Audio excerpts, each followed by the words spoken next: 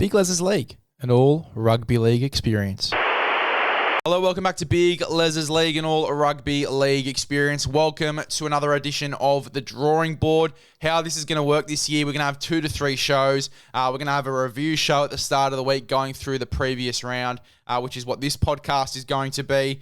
In Team List Tuesday, our Team List Tuesday pod, which is usually an audio podcast, we'll do a little bit of a SuperCoach segment on there, going through team lists, looking at our side, who's been picked, who hasn't, and obviously discuss potential moves leading into what will be the third podcast, which will be a preview podcast, which should come out of a Thursday. So stay tuned for all that great content. The Drawing Board, that's how it's going to work this year. If you don't want to miss out on any of that great content, or if you enjoy this podcast and you've enjoyed the other content that we've had so far on the podcast as well on the YouTube, make sure you go ahead and subscribe so you don't miss out on any great content. We'd love to have you as a part of the Big LEZ'S League community. So get stuck in, follow the Instagram, Spotify, Apple Podcasts, a lot of exclusive content coming out on there as well. So get stuck in to all of that great stuff. But we are going to get stuck straight in here to SuperCoach. We're going to go through our side here, have a look at our team, and obviously go through, I guess, the weaknesses and the strengths of our side in round one. Now, I think that we got to keep in mind here, guys, you've got to really take round one scores with a grain of salt. Don't dig too deep into round one scores because, obviously with the break-evens and things like that, after round two, all of that data is pretty much going to go away. So take round one scores with a grain of salt. I think that you've got to look at this round as the real nail-biting round of, if things start to not go as well, you probably do want to get rid of some guys and make some changes after round two. And there's certainly a few guys based off round one that I've earmarked as a potential, trades and guys to get rid of in that respect. But let's take a little look at our round one. So our final score was 1,197. Obviously, some poor scores in Luke Metcalf, Ali Leatua only in the 30s. What else was there? Campbell Graham only got 44 for what was a gutsy performance for the South Sydney Rabbitohs. Other guys that we had in our side as well, just trying to have a look through. The big one for me was not playing Robert Toya and Gurmat Shibasaki. I wish to God I had both of those guys in my team because they scored very, very well. And there might be a few changes over the next few weeks, which might see both of them play if they're both playing consistent first grade and getting these big scores. But yeah, as I said, take the round one scores with a grain of salt. There's the guys that scored really well in your Gurmat Shibasakis, in your Robert Toyas, they might go down to a 30, 40, 50 average. Guys like, Tom Duffy, who only scored 27 this round, he's only going to improve at halfback, and that score's only going to go up. So stick it out with Tom Duffy. I'm certainly going to. Even a Savelio Tamale, 73 scoreline. Is he going to do that same thing every week? I hope so, because it'd be great. Sorry, as a bit of a cheapie, but I wouldn't put the house on the fact that he's going to do that for you every single week.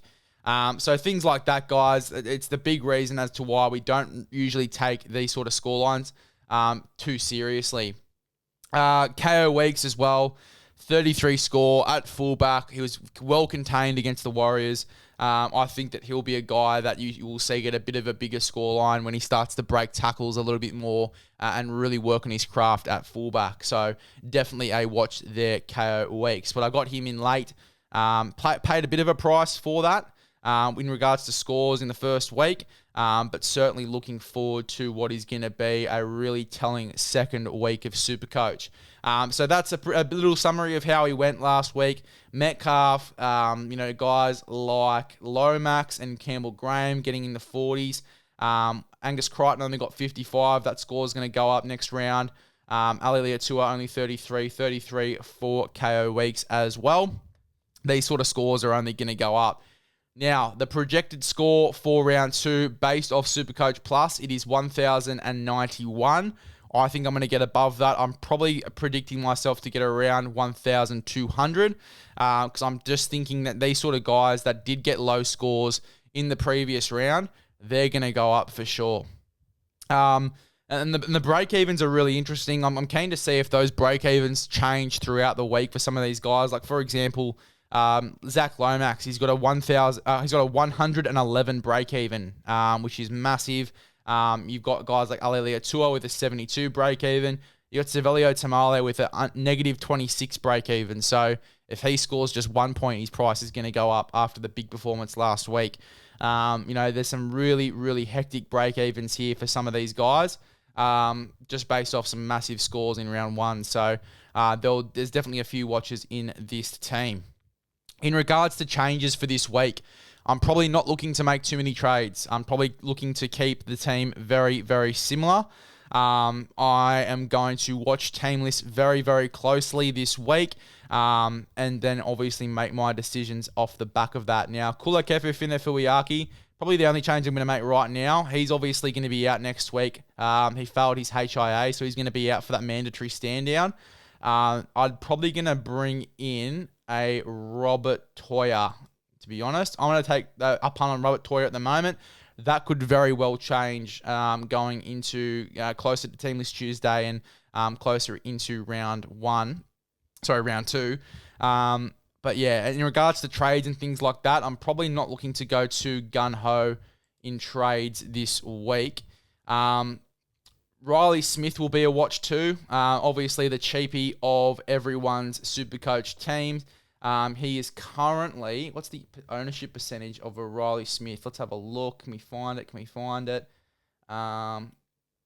Anyway, yeah, I can't find it anywhere here, but he got a 16 round one score.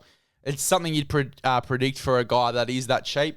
For a Riley Smith there, only just got it added into the SuperCoach platform last week after a bit of push and shove from the Rugby League Guru. So, I think I'd be patient with Riley Smith. I'm not going to be playing him as of yet. I just want to see him get some bigger scores and play some bigger minutes.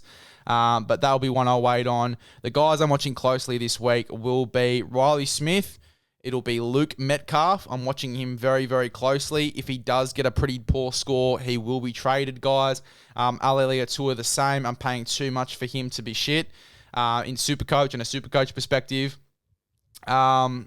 What else is there as well? That's probably it for guys that I'm watching. I was pretty happy with the rest of my team and how they went. I think that a lot of these predicted scores for these players, other than obviously the high ones, I think that you've obviously got here Lomax with an 83. I think that he could get that or above. I think that he'll have a bounce back next week against the Tigers. I think that Campbell Graham, he'll get over 43.